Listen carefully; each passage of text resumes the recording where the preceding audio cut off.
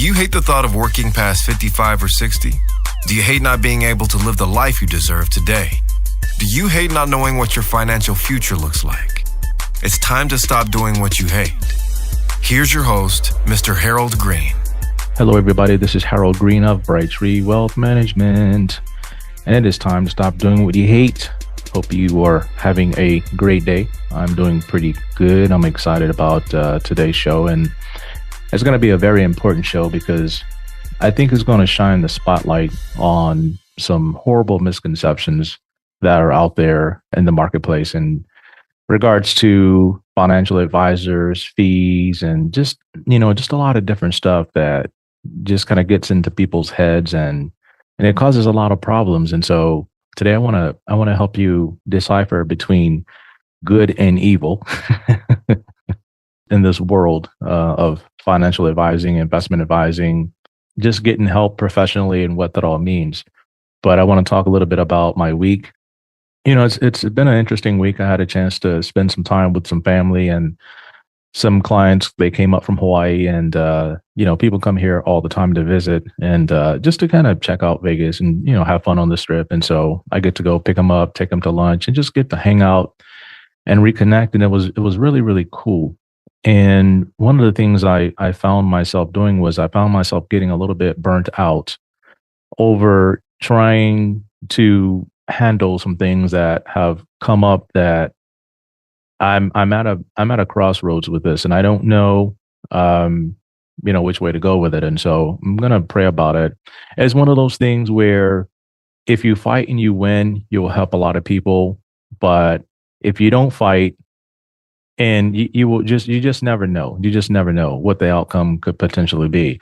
It could be the difference between turning my firm into a $2 billion, $3 billion firm, or staying in the hundreds of millions of dollars. And so it just kind of depends on, what the Lord is going to lead me to do on it. But if you're a praying person, pray for me, because it's a big decision that I have to make. And I'm going to take my time, because in doing so, I don't want to reach for the sky and then hurting people around me because I'm trying to reach too high too fast and going after what I think is great versus what's best. And so I'm going to think about it, take my time, mull it around, and then just kind of see what answers I get on that. But I want to get into today's show, and the title of today's show is Greed versus Optimism. And they are two very, very, very different things. And so are you ready? 1, 2, 3, let's get it. So greed, like when you think of greed, what do you think of? You think about like the TV shows where people are stealing money or doing illegal stuff to, put money in their pocket, right?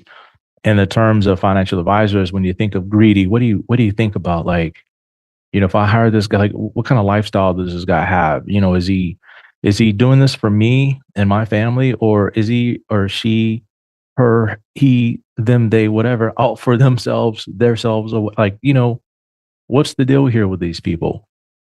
And, what have you been taught about working with someone? How do you feel about it? And I just kind of want to share this because someone said this to me one time, and I said, there's this person that I know that I've talked to about working with me, or just not even working with me, but just like, hey, yo, check this out. We can do this for you. We can do that for you. And since I know you, I want you to benefit.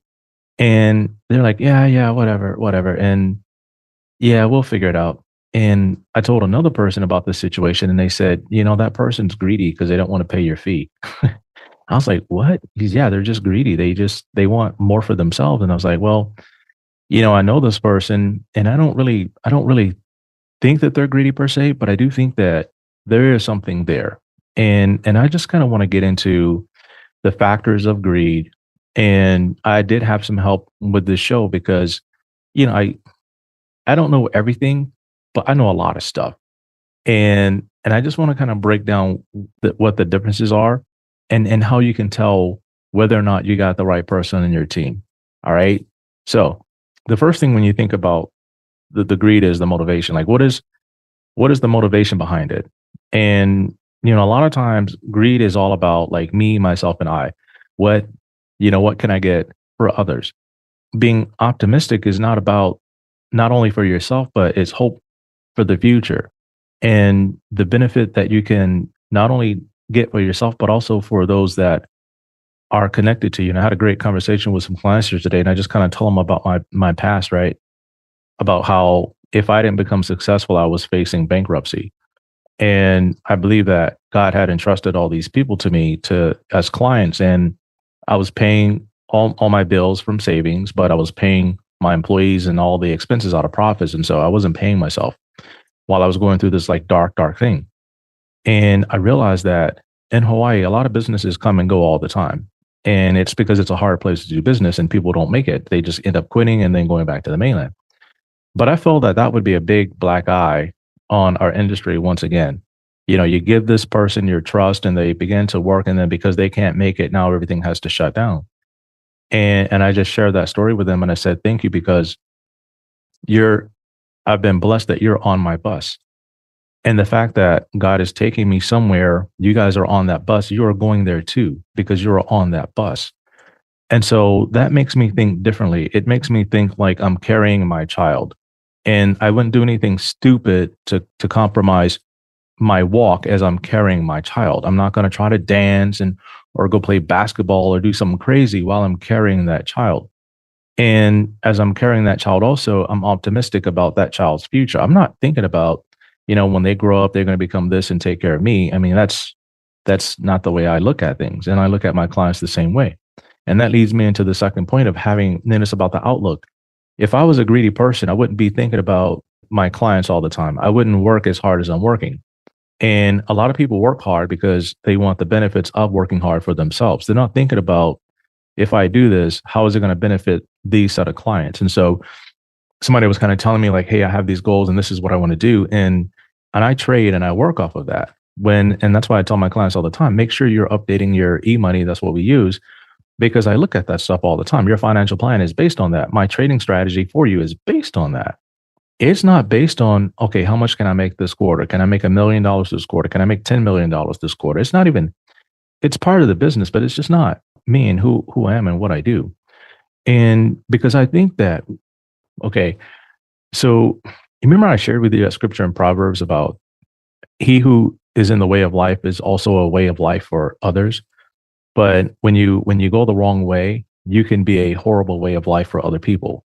You can have a very negative impact on people because the only thing that you're trying to do is line your pockets, get ahead for yourself, and you're not really thinking about those that have been entrusted to you or those who have given you their trust.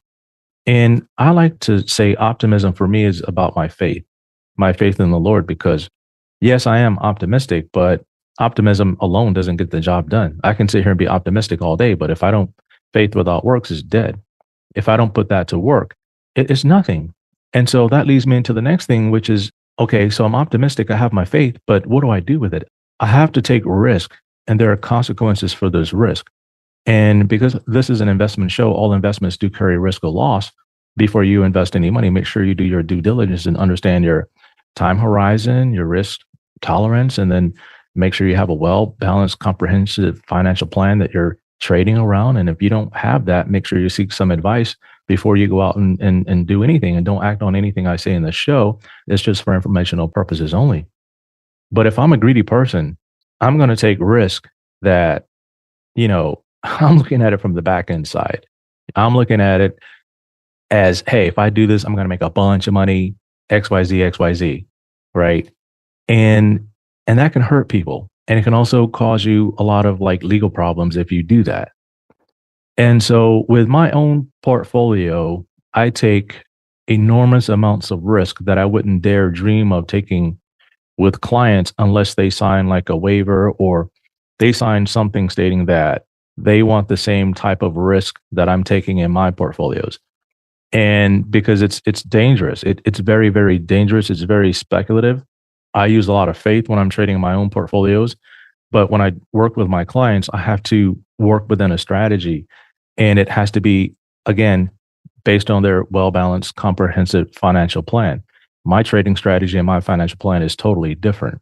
And, I'll put down $100,000 on an option real quick because I have a strategy and I have a thought process behind I'm managing my own portfolio.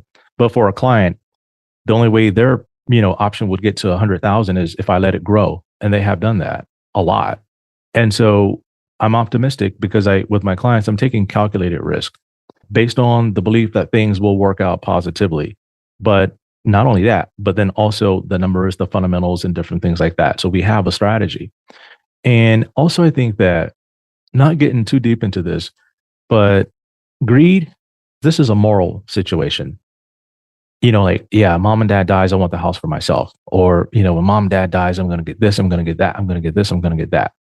That's not good. It's all about having a good moral compass. And if you're optimistic, normally you have, a positive moral outlook on life if you're an optimistic person. But if you're greedy, usually greedy people they're negative, they're slick, they're sly, they're cunning. They will praise you in your face and then stab you in the back like 10 times. And so you just kind of have to understand, and you'll know who these people are. I mean, they're very, very sneaky. And so you gotta watch out for that. And so understanding the differences between being greedy and optimistic, greed, it's the motivation that's wanting more than you actually need for whatever the wrong reasons. Optimistic, it's about the future. Greed, self-interest. Being optimistic, you're looking at not only growth for yourself, but also for others. And again, it's like greedy is reckless. Optimistic, you're calculated, and you have a great hope for the future. And it's important that I share with you guys this stuff because that's going to lead me into the next thing I want to talk about. And the reason why people don't want to hire someone because of the perception of the financial advisor themselves. And I always ask myself, am I being greedy? What's the purpose? What is my motivation here? And I was sharing with clients yesterday that I have become super successful in what I do. And we do well because not only do I do well for myself, but I do extremely well for others. You're not going to build anything that's going to last long and be great if you're just doing great for yourself. That's like football. That's like the NFL, right? You play for 5 years, you give it everything you got, you make your money, and you out. There's nothing else. There's nothing else there for you. You're no more benefit to that team. Boom, you're done. But this is different. You're building relationships forever. And so when people look at me, I always often wonder, I wonder, but I don't care. I'm telling you, I wonder, but I don't care because I'm going to live my life because I work hard for everything I have. So I own 2 Porsches, right? Those are not very expensive cars. They offer some, but expensive to me, or, a huge investment would be a Ferrari 812 GTS. I mean, $600,000-$700,000 car. I mean, some of these things get up to $1 million. Do I need a $600,000 car? No. Will I ever buy one? I don't know. And I don't really care. But when people look at me and say, well, he's making all that money, like he must be ripping his clients off. And the truth about it is that a lot of my clients can drive whatever car they want because we've done so well for them. And my clients told me that somebody said the other day, they said, Harold, if you were driving like a busted Honda Civic or something like that, I would really be concerned about having you manage my money, because if you can't do well for yourself, how in the hell are you going to help me and help me reach my goals? And you can barely feed yourself and put tires on your car. Like, I don't have this poor man's perception where, I want to make a bunch of money, but I want people to think that I'm poor so they don't feel like they don't hate me. Like that kind of stuff. You know what? If I had that kind of head trash, I wouldn't be able to do as well as I'm doing for my clients. I mean, some people up 300-400% in their portfolios. Some are not. It just kind of depends on the kind of risk that they want to take. And when I take on a new client, here's what's going on. I share with them everything up front. What the fees are, if I get paid commissions on something, that's a whole different conversation about it. And I don't go in with, commission products. That's not building a well-balanced, comprehensive financial plan. That's about their goals and their future. That's about, if I take you on board and I'm able to generate for you all the money that you're ever going to need for the rest of your entire life, your kids will never have to work if they don't want. If we can get to that point, what are you going to do for society? That's what I'm interested in. I'm wanting to know if I'm working for a greedy, conniving, evil person that is only out for themselves, or are they going to do good in this world? Because we need a lot of people that are going to do good with a lot of money. And, give to charity, give to their churches, and just fund education, do good things for the community. That's what I'm after. And for me, that helps me eliminate any type of conflicts of interest, because when I'm sitting here trading for a client, I'm not getting paid commissions on mutual funds or anything like that. My fees are 2% and more, up to $3 million. Then the fees go down, and then we can negotiate the fees at $3 million and above. We negotiate fees. And a lot of times my clients say, Harold, I don't care what you charge because you're doing so well. I say, well, no, we can't have that like that. You need to understand what I charge. And so every quarter, their statements are downloaded into their vault in their e-money so they can go and see exactly what they're being charged. The only time there's a problem is if there's fees with absence of value. If I'm not delivering any kind of value to my clients and they're being charged a ton of fees, that's not good. Then yeah, people will think, yeah, man, Harold is not doing his job. He's driving nice cars. He lives in a nice house, but we're not doing so good here. What's the problem with this? Right? That's where it gets sticky. That's where, you have transparency. And some clients, that are close to me, I'll show them my portfolio. I'm not afraid to show them what I'm worth, right? It depends on who they are. It has to be the right people. I don't just show anybody off the street what I have. It's none of their business. But for my clients that have been with me, they rolled with me in this bus. I let them know I'm in the same spot. We were having lunch the other day and I showed somebody one of my portfolios. I don't know what it was, but it was down like $150,000 in a day. And they're like, are you kidding me? I said, no, I mean, this is when you sit there and you tell me you want something in life and you want me to fight for you, right? There's risk that you're going to have to take. And so for a lot of my clients, I'm taking similar risk, but not to that great a level. And they'll say, well, like, that's great. You started with that, but now you have all this, are you just taking for, no, that's my personal portfolio. That's the money that I'm trading. That's not the money I'm making off my firm. No, these are the trades that I'm making. So I'm up 1,000% or 500%, whatever it might be. That's in my trading.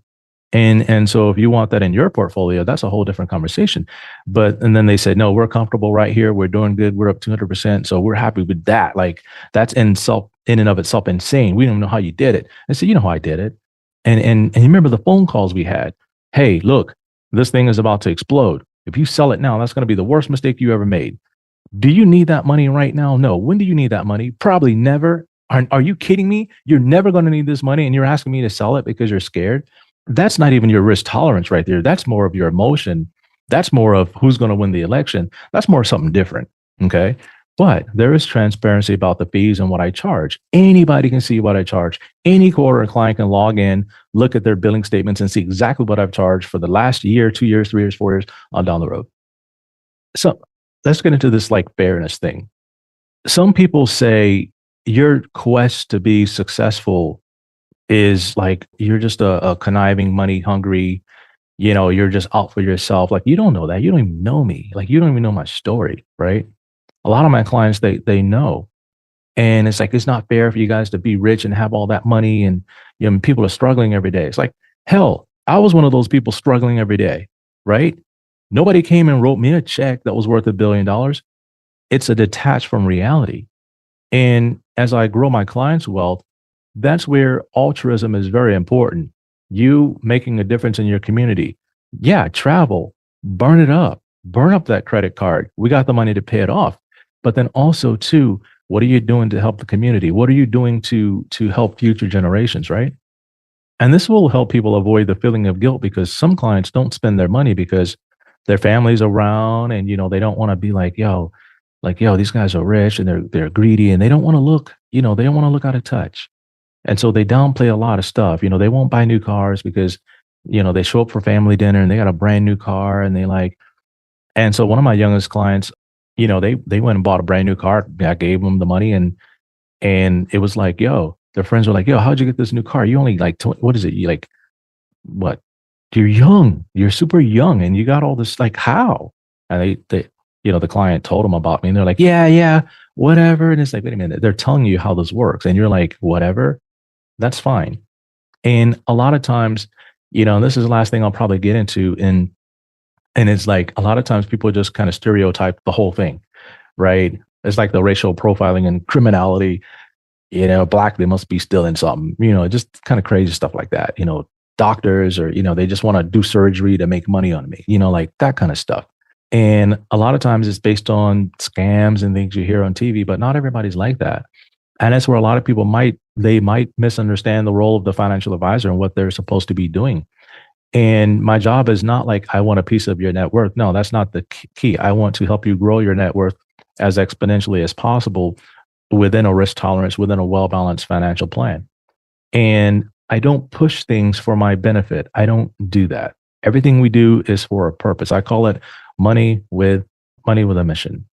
And so I don't ever want my clients to think that he's living a great lifestyle, but what about us? And that's why I coach my clients all the time. You guys can live the same way. You just have been used to living the way that you want to live. You're comfortable with that, and I'm okay with that.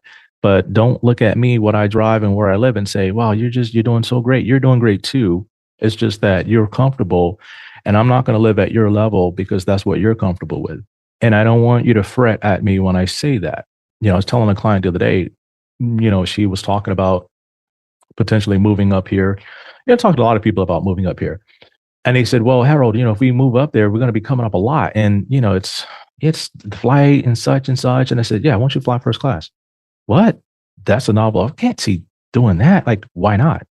If we're sitting here with this much money and you're complaining to me about flying first class, I said, there's something going on here. All right. You've trusted me. We work hard. We've gotten to this point. Why are you fretting over flying first class? Well, that's like $3,000-4,000. That's like $6,000. I said, yeah, $6,000. But so what? Like, this is you we're talking about. It's not like you're paying $6,000 for a stranger. This is yourself. Think about yourself, right? All the sacrifices that you've made. This is important. Okay. And so I don't want people to think I'm in it for the money. I'm in it to win it and kill it for my clients so that they can have everything they're going to need. Yes. Am I going to benefit? Yes, I am, because this is how the system is set up. This is what it's designed to do. Everybody benefits if it's done the right way. And so the main thing I just wanted to share with you folks today is that I am a fiduciary advisor. I always have to act in the best interest of my clients. And I'll just go back to the first class thing. Is it in my client's best interest that I grow their wealth so that they can live the kind of life that they deserve to live because they've taken the risk? That's my responsibility as a fiduciary. What about paying for college? That's my responsibility. What about getting them to and through retirement? That is my responsibility. What about just making sure that they can be happy on a day in and day out basis as a result of not having to worry about the stress of managing money? Where is it going to come from? And on and on and on and on and on.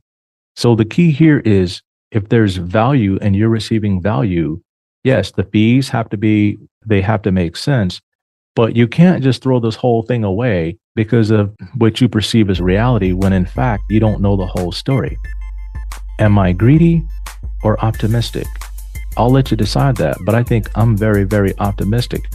And if you want me to be optimistic for you, give you some insights on the future and what it is that we can do for you to brighten your day, you might want to give us a call, have a conversation with me, lay everything out on the table, and let's see here whether we're being greedy or there's a chance for us to be super optimistic. And if there is, we can take advantage of our opportunities, right? Because I believe that when the motivation is right, the opportunities will show up, and you have to take advantage of the opportunities. And so I wanted to share that with you folks. You got my phone number, 808-521-4401. Call Beverly, give her, talk to her, tell her what you're looking for. She'll see whether or not, it's good to have a conversation with me, and, we can go from there. So I want you to think about this. I've enjoyed sharing this show with you today, this podcast. Until next time, everybody, 1, 2, 3, let's get it. This is thepodcastfactory.com.